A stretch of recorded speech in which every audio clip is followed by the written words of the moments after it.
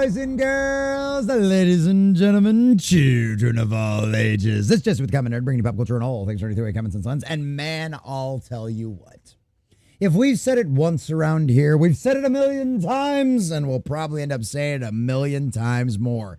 If you still believe the budgets that come out of the Hollywood trade magazines and what these idiot executives try to tell you out there, well, boys and girls, please join my Discord server because I've got some very nice oceanfront property in Arizona to sell you.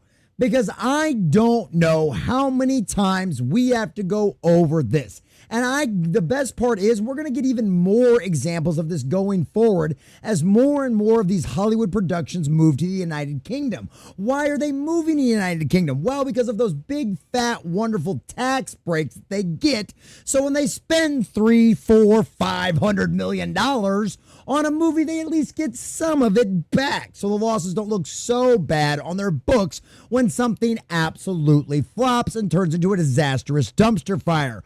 The other advantage for all of us out there that enjoy critiquing and calling out Hollywood for all of their nonsense and disastrous dumpster fires and destruction they've done to all of our beloved IPs is that in order to get those cushy little tax breaks, all of your tax records become public information afterwards. And boys and girls, ladies and gentlemen, as another shining example in a galaxy far, far away, proving that Disney Star Wars is nothing more than a disastrous dumpster fire that should be burned down to the ground, put on a shelf, and forgotten for at least a decade.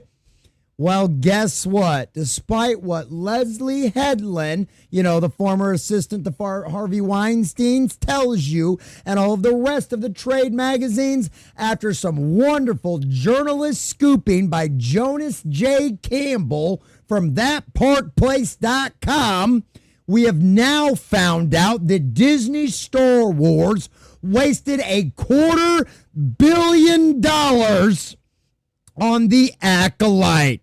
Now, I don't know about you boys and girls, but that sounds a whole lot more than the power of one, the power of two, but that definitely sounds like the power of many. Millions of dollars getting set on fire or flushed down a toilet, depending on which personal preference you prefer on that situation out there. But boys and girls, either way, if nothing else, we can all take credit and hope and joy in the fact that Hollywood is doing their best they can to fight inflation, because this $250 million, this $250 million was nothing more than a giant waste. The toys don't sell. No one is going back and watching this on repeat. And guess what? There aren't going to be any advertisers that are going to be going out of their way to buy ads on The Acolyte for repeat viewing, because guess what? The ratings in the first run were a disastrous dumpster fire, and I promise you this thing is not going to age like fine wine. It's going to age like milk, and it's $250 million worth of spoiled milk. So we're going to take this article from thatparkplace.com, getting all of the juicy details of exactly what Jonas J. Campbell has found out. But before we do, if you do enjoy our content, hit that like button, share it with all your friends, and subscribe or follow if you have not already, boys and girls, because we are grinding, we are growing. We just crossed 2,200. We're sailing our way towards 23 on our journey to 100,000. I think we're sitting at like 2,261, and I could not do that without every single one of you. Also, leave us a comment in the section down below. Let me know what you think about all this. Does it surprise you at all that once again the Hollywood trade magazines, including the showrunner herself, lied to you about the actual costs? Or do you give them a little justification? Well, maybe they just didn't know the final numbers. Does it surprise you at all that Disney was spending this kind of money behind the scenes on a show that anybody with half a brain that's a Star Wars fan told you could have been was a disastrous dumpster fire? Do you think it's exactly what Disney deserves to board $250 million simply for nothing more than agenda-driven storytelling that literally destroyed one of the great characters inside of Star Wars, Darth Plagueis, and made it to where all he got was his idea was from a lesbian space witch couple? Let us know how you feel about all that in the comment section down below. If you like to support the channel, please check out the links in the description as well. All right, from our dear sweet Marvin Montanaro over at thatparkplace.com. The Acolyte true cost confirmed, $250 million for a canceled Disney Star Wars disaster.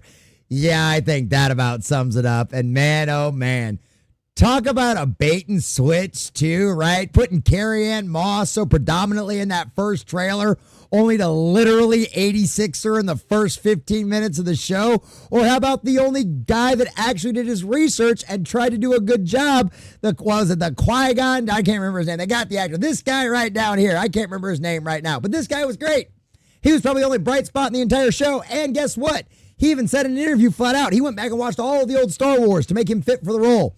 Guess what? He was the only bright spot. And it wasn't enough to keep any of the fans around to prevent this $250 million disastrous dumpster fire from going down in flames.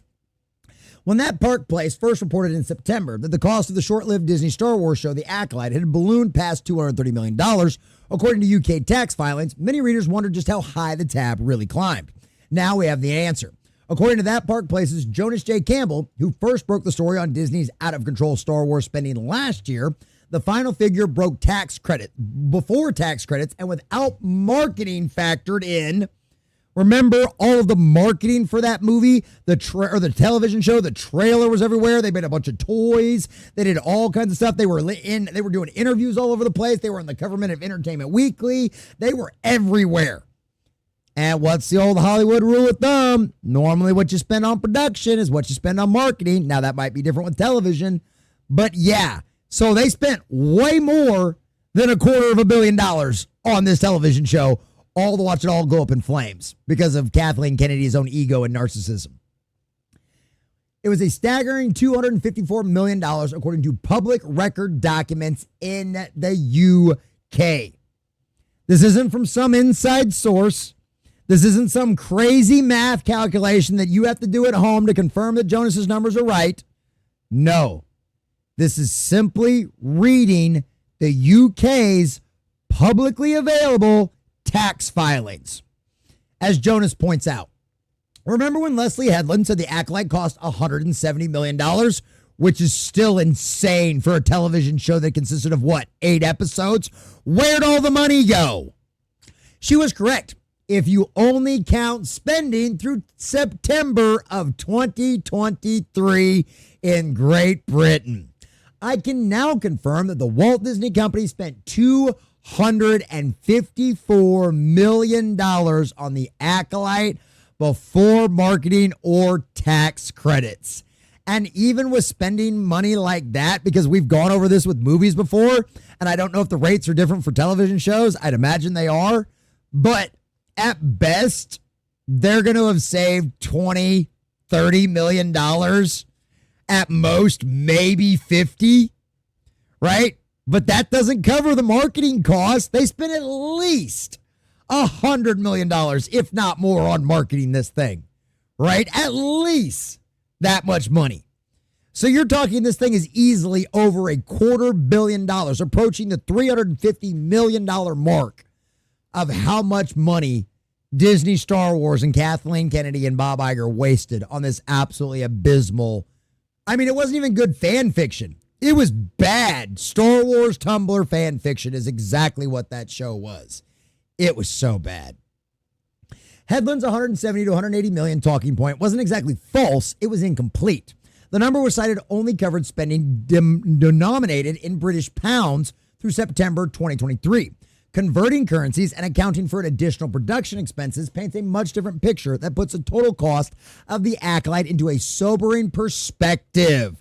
Yeah, it would only cost 170 million British pounds, not American dollars. By the time the series wrapped, The Acolyte had chewed through $250 million, putting it on par with major blockbuster films. That's a breathtaking sum for a single season of television, especially one that failed to gain traction with audiences and was quickly canceled. From the start, The Acolyte leaned heavily into identity-driven storytelling. The series was billed as a fresh feminist take on the galaxy far, far away. Yeah, Kathleen Kennedy, how's that work, turning Star Wars from a boys brand into a girls brand? Yeah, what do we normally figure up? About $30 billion set on fire that they've invested into Disney Star Wars, trying to turn it into a girls brand, only to find the majority of their toys end up at nothing more than an Ollie's discount bargain bin, right? And it's not even a discount bargain bin at Ollie's. The whole store is a discount bargain bin. But yeah. Needless to say, if you've been to an Ollie's and compared to your Walmart lately, the Star Wars aisle is a lot bigger at Ollie's than it is at Walmart. Let me just tell you that, boys and girls. Instead, viewers were treated to a story that demonized father figures and relied on identity politics as both shield and sword. That's right, the one good guy throughout the group, it turns out he's actually part of the bad guys that cause all the problems too as well. And they literally, I am not kidding you, if you didn't see the show, which I'd imagine most of you who are watching this video probably didn't, they literally have a scene where the main character, just by talking to this Jedi who's been floating in meditation for like 10 years, just by talking to him, convinces him to come out of his meditation, come out of his shield that makes it to where she can't get to him and she can't kill him, and convinces him to drink poison in like a 2 or 3 minute conversation. Yeah. That's the kind of storytelling we got from The Acolyte. Not to mention the power of the many. Scenes like that. Audiences didn't respond. Ratings cratered, fans' discussion dwindled, and Disney pulled the plug after just one season. Yet Hedland and her allies weren't willing to confront those realities. Her wife and several members of the cast publicly blamed racism and sexism for the show's demise, ignoring the viewership simply wasn't there. That's right, boys and girls. Despite the fact that, according to all of these people out there, the racist and the sexist Star Wars fan up only make up a small fraction of the audience out there, just a vocal fraction of the audience out there, we're always the ones that get blamed for when their shows fail. Well, where's that modern audience that you're chasing that should love all of this stuff? Why aren't they showing up to watch your shows? It's almost like there's not enough of them to actually make it successful and justify spending $250 million on an 8-episode television show that flopped in the ratings. So, yeah. Mainstream media outlets like Collider ran defense for the series, claiming The Acolyte scored more than 20 times the average demand seen in pure streaming landscapes. It also went as far as to declare viewers can't get enough of The Acolyte. Well, that's Collider, and I honestly legitimately think with some of the stupid articles that Collider writes that they have to like produce a minimum of 10 articles every day for the website just to put out there because of some requirement, because they write some really stupid articles over there at Collider. And it doesn't really matter because they based it on parent analytics, right? Which parent analytics just means internet hype, right? So parent analytics do not measure who's watching something like Nielsen and Samba do. They don't just do any of that kind of stuff. Subscriber account, none of that. It's just internet buzz. And trust me, there was plenty of internet buzz around this show when it came out and when it was premiering. I know I did a bunch of videos on it. And a lot of other people, much bigger channels with much wider reaching voices and reach than I do, made a bunch of videos over it too. And so that's the reason why it was scoring so high on parent analytics. Yeah, what viewers couldn't get enough of is actual common sense critics out there roasting this show into an absolute oblivion and reminding everyone how stupid and ridiculous it was. That's what they couldn't get enough of. So yeah, if that's the kind of attention you want, sure, Disney, go ahead. But guess what?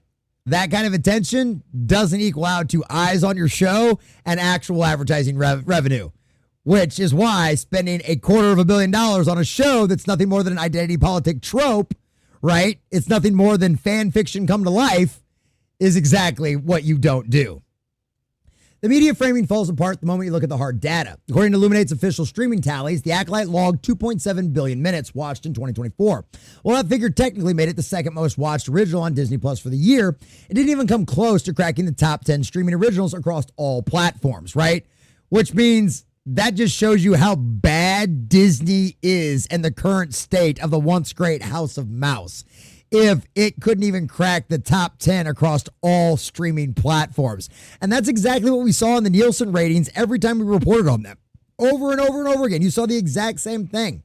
For context, Netflix's Love is Blind, the 10th most watched streaming original in 2024, brought in 7.3 billion minutes. That's nearly triple The Acolyte. Love is Blind, a reality television show, got more than Disney Star Wars. And it kept declining the entire time. The numbers just get worse and worse as the weeks go on. And we've talked about that. We've documented that on this channel over and over again. We've seen that happen a million times. Everything Disney produces on their streaming service with inside of Marvel and Star Wars, the ratings get worse every single time. Loki season 1 to Loki season 2. Every single Marvel show has been worse than the last one. Star Wars, The Acolyte was worse than Ahsoka, right? All of these examples over and over again. Mandalorian season 2 to Mandalorian season 3. Over and over and over again. They have lost ground every single time because their shows just get worse and worse. And then maybe they're not worse than what they were in the beginning. I honestly think they are. But at the end of the day, fans have just become tired of it. They don't trust these companies anymore because they've been burned so many times by garbage storytelling. And that's why these things fail. But it doesn't matter. Disney just keeps burning $250 million on things that any person with common sense who wasn't completely and totally possessed by the spirit of the age and a devout follower of the woke cult would have told you. But of course, Kathleen Kennedy and Leslie Hedland know better than all of us silly Star Wars fans, right, boys and girls? Now, the real cost is confirmed. The legacy of the Acolyte becomes even clearer. This wasn't a bold experiment that just didn't land. It was a financial fiasco, burning through $254 million for a show that Disney would rather fans forget. For comparison, Andor reportedly cost around $250 million for 2 seasons. The Mandalorian's early seasons were made for significantly less. That allowed Disney, the Acolyte, to balloon into one of the most expensive television projects ever produced, only to cancel it immediately. Speaks volume about the lack of oversight and the dangers of letting ideology guide the creative process. And it's just another example of that, right? That's what all of this is. This is just one more example of me preaching to the choir out there, to all of you that don't believe the mainstream media. But this might be something new. This might be something that convinces somebody else out there, or this might just reconfirm why we shouldn't trust them at all. You know, there's a million reasons there's a million examples we've had of this. And as they continue to produce in the United Kingdom, we're going to end up having even more examples of this going forward. So yes, beyond a shadow of a doubt, Disney Star Wars wasted $250 million on a identity politics ridden lesbian space witches show that not only did it rewrite canon of Star Wars, but it also turned Darth Plagueis into nothing more than a guy that ripped off the idea from a lesbian space witch coven.